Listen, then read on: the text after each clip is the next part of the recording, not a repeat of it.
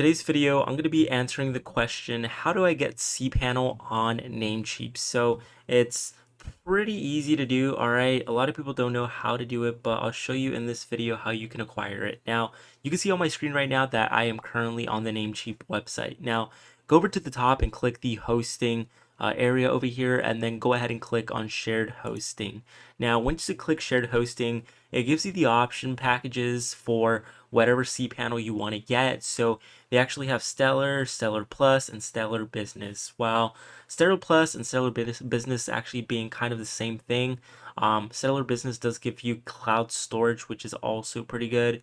It would be worth the extra $2 each year, but it really depends on what you're going to be running and all of that. So just tune to whatever pricing or package you want to go ahead and choose. But upon picking one of these, you're going to be able to get cPanel access to all of your websites. So you'll be able to actually deploy websites with your file packages that you have by displaying them in the cPanel.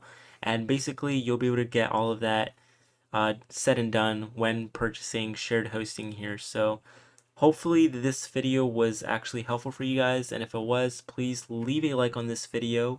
And if it didn't help you, please leave a reason why. I want to know why, so I could possibly, change up my content and, the way we approach stuff on this channel. But nonetheless, thank you guys for watching, and I will see you all for the next video.